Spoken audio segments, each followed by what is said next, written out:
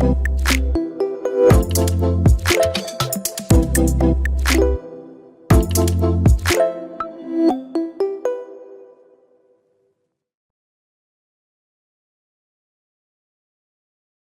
everybody for coming today. We're going to talk about AI agents.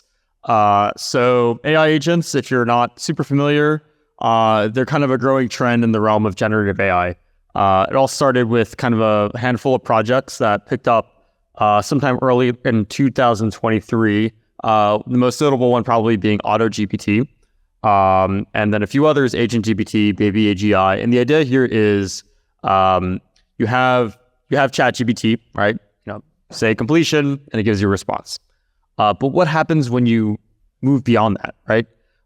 You give it the ability to access the internet, write code, read code, access files, maybe even control robots, right? It's not just about answering questions to the model. It's actually about changing the state of the world, not just the state of the LLM. So you can kind of think of the analogy of an agent being, you have self-driving cars, you have software for self-driving cars, the Waymos and the Cruises out here in San Francisco, they're fully autonomous. You can kind of think of AI agents like self-driving programs. So it's not just Q&A bots anymore. These are actually programs that actually, you give them a high-level objective, and they figure out entirely on their own, how do they navigate and solve the problem? So I'll show off like kind of a few quick demos. I can kind of give you a sense of what these things are capable of if you're not super familiar.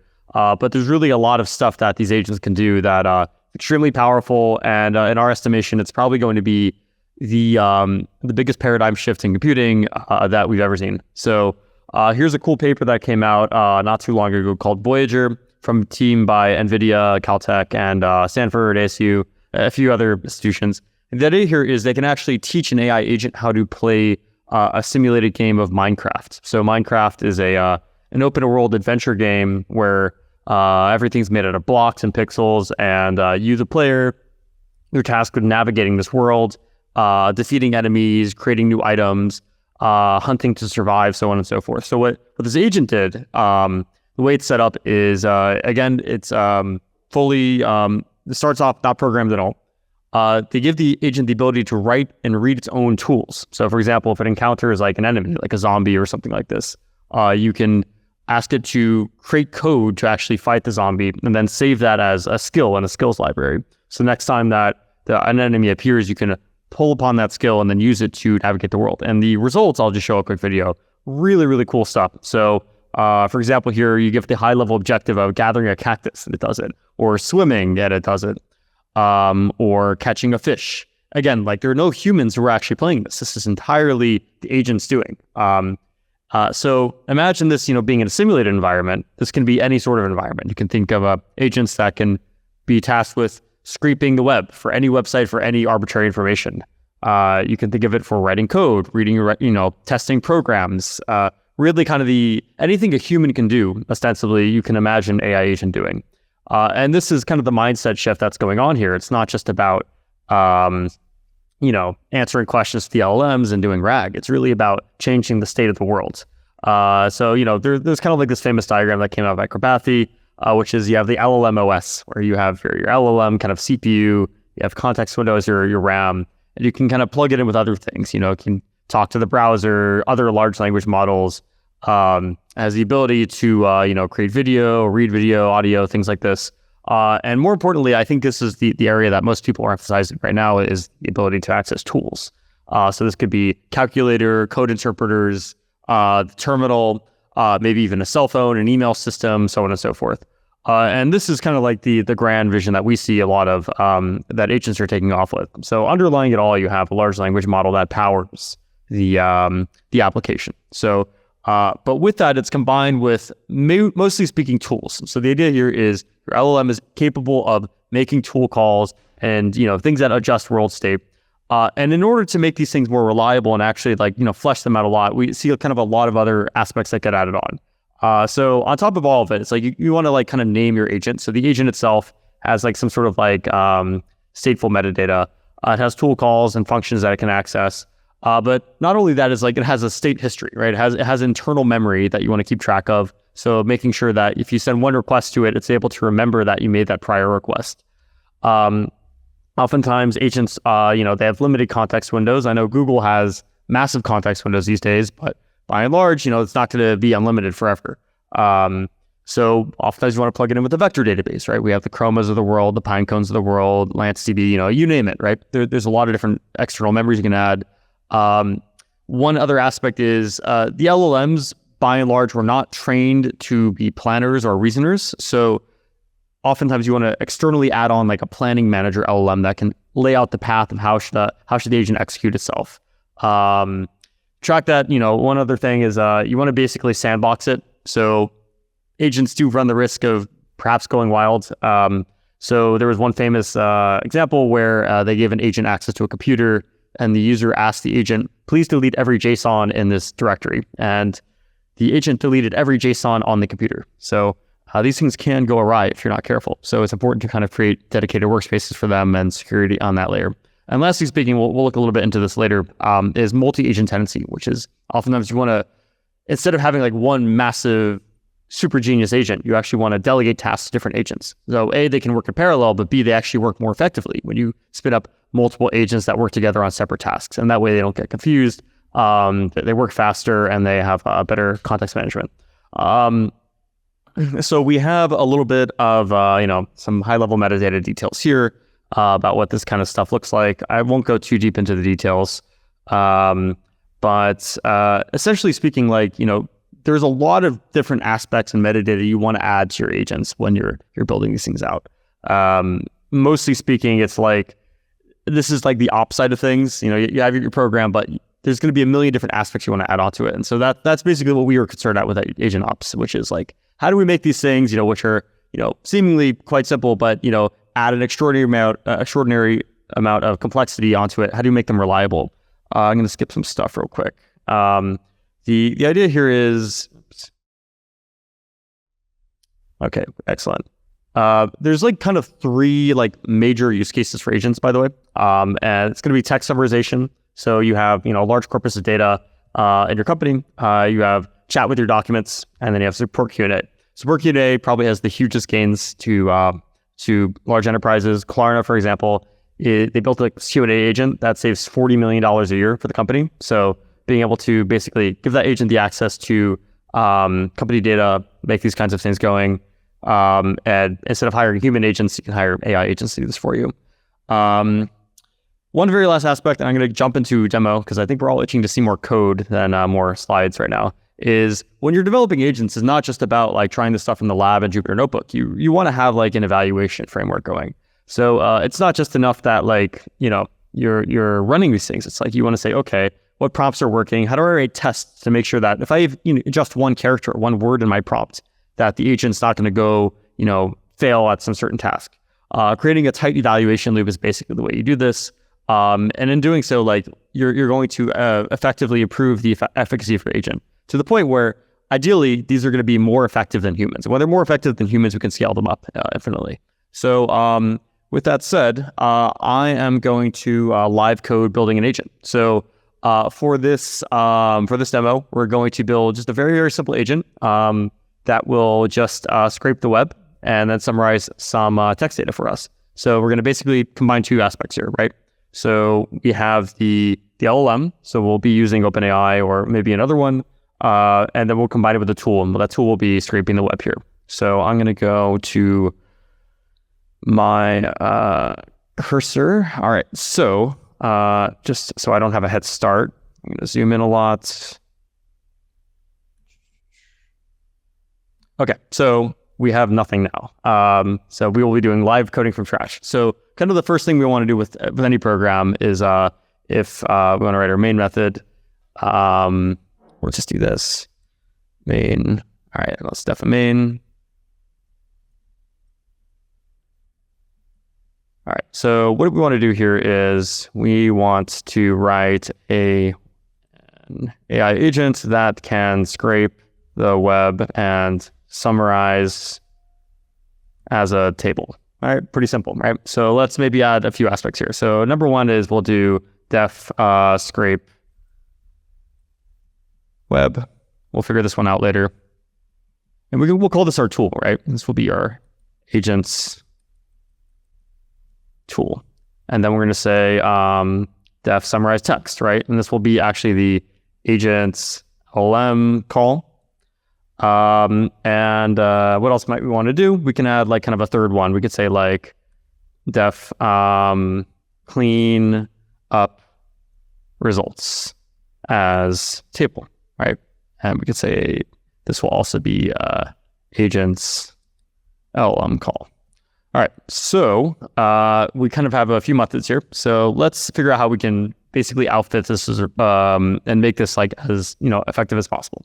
So kind of the starting point here, and I would be remiss if I wasn't talking about AgentOps, but when you're building with large language models, they're very yappy. That's kind of the word they use these days. They print out like a bazillion tokens. So for example, let's just make this main. I'll just use OpenAI for a second. So we'll import OpenAI. Actually, we'll use a third-party library called import LightLLM. LightLLM is, if you're not familiar with it, it basically lets you write simple chat completion calls with almost any LLM provider. So we'll say LLM dot completion. We'll say messages equals and make it a long one. So LLM dot completion. So we're going to tell it to say a joke, and I'll illustrate the point why it's important that you want to have observability on this stuff. Say messages equals messages, and we'll say model equals 3.5 turbo. All right, so I'm going to open my terminal here. Let's do this. But we can all see Python main.py. All right, so it's going to take some time. And I didn't print it. Let's do that. Print. I know we have 8 minutes, but we will make this work. All right, so print main.py, it's taken time. It takes time to load. These things are very slow. They're sometimes they're very expensive and they're very slow. So, all right, so imagine this. Imagine your AI agent is chatting with your database, right? And you're logging everything it does, and you're getting like bazillions of lines of this in your code. It's a huge pain in the neck. This is where you want to start adding observability into your agents. And this way you can actually, instead of just scrolling through terminal and reading through all this junk, you have a nice, easy formatter that lets you just kind of understand what's going on. So we'll start off by adding AgentOps, and then we'll work our way towards making this web crawler work. So I'm going to import AgentOps. And the way that AgentOps works is that you just run AgentOps.init. We'll say AI dev demo, and we'll do AgentOps.end session success. And what this should do is we'll clear this console again. It will create a session for us. So we have like a hyperlink here, and it's going to do its thing. And at the end of it, we're actually going to see two things. We're going to see the cost of the session. So this is how much I spent in OpenAI credits. Make this a little bit bigger so we can all see it. And then we have to link to the session replay. So I will go to my browser now. We can basically use the AgentOps kind of like dashboard to visualize exactly what's going on here. So here's our chat, right? Instead of having to scroll through terminal again, we have it right here, nice and easy to read. We can see the number of like LLM calls we did, which is exactly one. We also have like a waterfall graph of the LLM calls that were happening here. Let me zoom in a bit more. So essentially we can more easily read what's going on. Lastly, one thing that you can actually add with AgentOps is that we create these dashboards for you. So you can basically visualize how many agents are succeeding over time in your runs, but also like tracking your spend, the number of events per successful session. Sometimes you can find outliers, agents that take, sometimes they never terminate. So, here's a more example, right? They spent $11 in OpenAI credits. I could see failed sessions over time, so on and so forth. Anyway, so let's make this agent work. So I will go back to Cursor and let's do this. So probably the most important thing is we want to figure out how we're going to scrape the web. So we can call this our tool, right? So we're going to use AgentOps.record function, and we'll say scrape web. So what this decorator does is it basically adds a tracker on top of the function, and that way, when we run the code, it's going to be sent to the dashboard. We actually visualize whether it succeeds or fails. Because I don't want to go to any websites right now, I'm just going to show off something really cool. So one of our friends, Caleb Peffer, made this website called firecrawl.dev. Really highly recommend it. It's just basically like you can turn any website into easy to read Markdown. And then that way you can just basically avoid having to write your own crawlers or playwright scripts. So I already have an API key for this, and I wrote the code. So I'm just going to copy paste this and watch it run. So here's the code. All we're doing here is we have the request library, and it sends a request with my API key, which I have loaded in my environment. So I'm going to go ahead and do this. Okay. Excellent. Let's add the imports to the top. So now we have scrape fire crawl up here. And what this is going to do is basically return a string to our large language models. Now what we want to do is some prompt engineering. So let's go back to our main function. We're going to take this out for a second. Summarize text. So what we want the summarize text function to do is call web scrape and summarize what you see. All right, so we're going to say this role system content. This guy.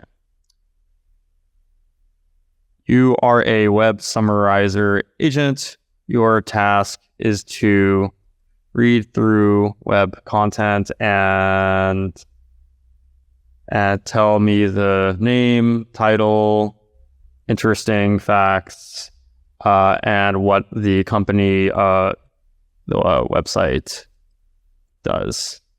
Be clear and don't make things up. All right, so that's going to be our agent's system prompt. And now we're going to just say the user, tell me everything about this website, and we'll make this an F string. Okay, so now what we want to do is we want to call the scrape fire crawl function. So we'll do scrape fire crawl. And let's just say we'll do www.agentops.ai. So our website. Awesome. So we'll say web results equals that. We'll add that here. And we'll add some /ns in here. So it's all good. All right, awesome. So then we'll have the print statement in there. And just for sanity's sake, we've written a lot of code. Let's go ahead and run this right now. So there's only one function here, summarize text. Let's go ahead and add the decorator on top of that so we can see what's going on. And let's watch it roll. All right, so now we're going to go to terminal, moment of truth, main.py. All right, so we have our session replay going. Essentially what's going to happen, if anything goes wrong along the way, we can actually use this to debug errors too. So what AgentOps kind of like lets you do is like for these very, very long running programs, if there's any error events, it's actually going to help you understand what broke. All right, so let's see here. Go to the website, see what's going on. All right, so page not found, right? So I could more easily see that through here than with anything else. So let's go back to our code. Let's got 2 minutes, see if we can make this work. Or you know what we'll do? We'll do the cheesy method. I'm just going to go to the website just to make sure this works. I'll copy this into a file.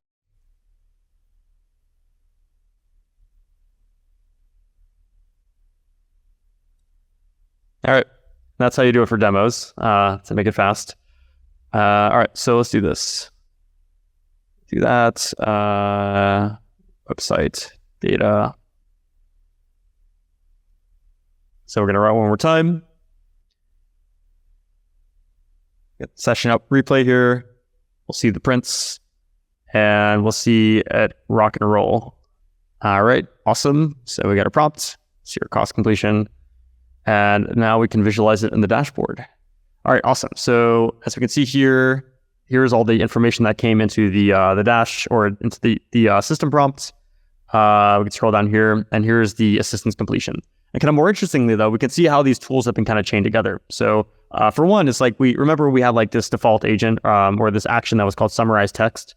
We basically added this decorator on top that would allow us to see exactly all of the events that were encapsulated by that. So there were two events. There was scraping the web, right, which took us about 5 seconds to do. And then it took us another 5 seconds just to call OpenAI to figure out what was going on. So you can imagine this, right? Like when you have a very, very complex system, you're going to have a little more than 2 or 3 calls with your agent. You're going to probably have like maybe hundreds, right? You want the ability to replay these things. So I'll just show you an example of like what these kind of turn into if you're not careful. So I'm just going to go to, here's some like really interesting runs I've done in the past. I have 4 seconds. Here's a $3 run that took me 10 minutes. And instead of basically going through the terminal, we can basically go through AgentOps and see how do we debug these things, tool calls, actions, errors, so on and so forth. That's time. And yeah, now we're open to questions.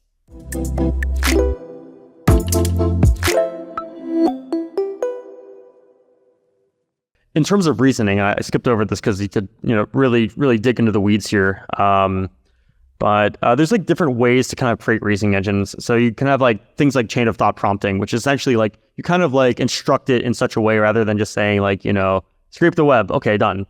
You actually give it examples and kind of give it the ability to kind of steer these things. We have kind of like zero thought, chain of thought, least to most, self-consistency. There's like a lot of like literature around like how do you correctly organize this. One of the more interesting ones is these trees of thought. Basically, you can kind of like figure out like which, creating kind of a graph of like how agents kind of like solve problems. Like basically the prompts can like iteratively determine like, okay, reason through this problem and then arrive at a conclusion until it gives you a desired output. They're just like kind of a few papers I'd recommend checking out. And usually these are the things that kind of steer it.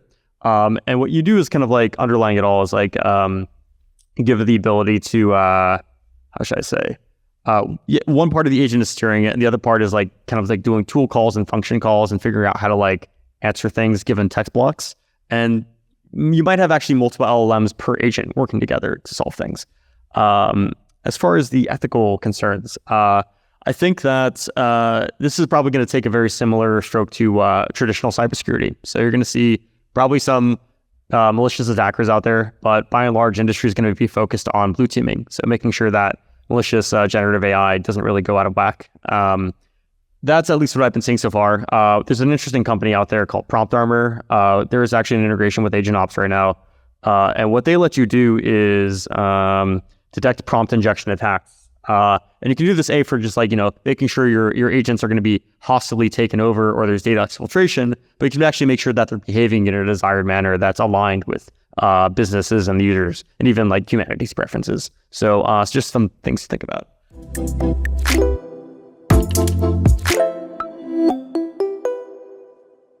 I think you probably want to host agents kind of similar to traditional microservices.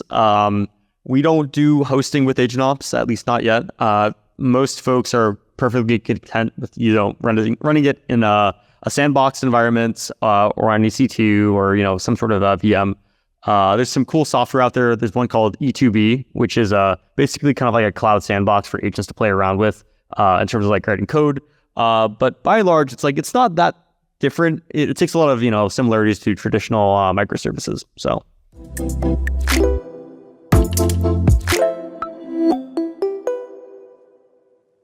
I've wavered on this a lot, but coding agents, sometimes they seriously impress me. And then when it comes to fruition, they don't impress me. And then there's a cool demo and it impresses me and then blah, blah, blah. So there's a lot of like oscillation there. I think that coding agents have kind of the biggest potential. For example, this demo would not have been possible had I not been using Cursor and Augment, which are kind of like coding agent tools, which they basically rag your repository and reason through how to add the correct context to your code. So there's a lot of the code completion I was doing. I was not typing myself. I was just using the agents themselves to help write it. And it's not always perfect, right? You have to offer like a lot of guidance, but I think this is only going to get better. And honestly, that's the biggest enabler here, which is like basically making software developers faster. We can get the stuff out in the world, much quicker, more effectively.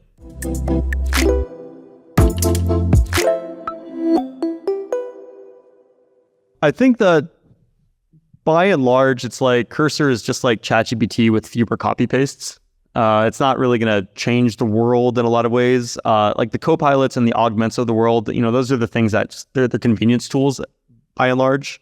The agents that actually write code from start to finish, those are the ones that are quite interesting. And there's a few out there. We've all probably heard of Devin from Cognition Labs. There's a really interesting one from a team in China called MetaGPT. And that they can make games from a single prompt, and they work quite well. And this actually came out months, I think almost a year before Cognition Labs revealed Devin. In fact, there's a kind of a few frameworks I'd recommend looking at, just in terms of like agents in general. So MetaGPT is really cool. Also in terms of coding agents, if you're just looking for frameworks to build upon, 3 I'd recommend: MetaGPT, AutoGen, and Crew AI. Very, very interesting like multi-agent frameworks that let you basically spin up specialized software development agents, and you can basically orchestrate patterns to chat with them. These are kind of like all agent frameworks out there, but MetaGPT, these 3 I recommend. Also, Super Agent's kind of like a cool thing, but it's not really kind of a builder framework just yet. I'd recommend start with one of these 3, and you'll get pretty far.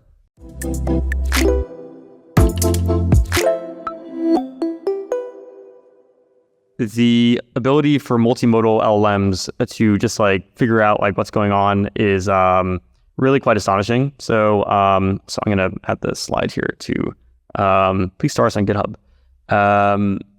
So essentially, like, we're moving from a world that's from text to text to vision and audio and video to text, right? So this multimodal AI is really going to change a lot. It's to the point where, like, instead of just copy pasting code, you can just send a screenshot of your computer and it figures out how to get the right context. You can even see your file directory path and make decisions based on that. So we saw somebody actually fine tune a model that was more effective than the state of the art open source model called Lava for vision.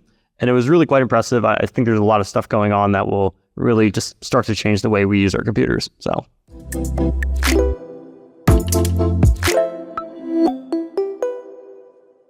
Huge fan of Llama 3, huge fan of Mixtral 70B.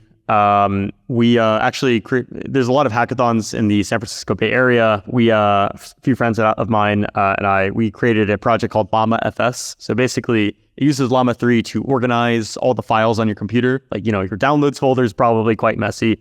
And we just posted that online, and it's gotten 2,000 stars in the past day and a half. So, and that's all powered by Llama 3 and Grok Mistral. So really, really quite interesting stuff, and it does quite well. And Llama 3, I think, is probably really pushing the boundary right now, but Mistral has some tricks up their sleeve too. So who knows?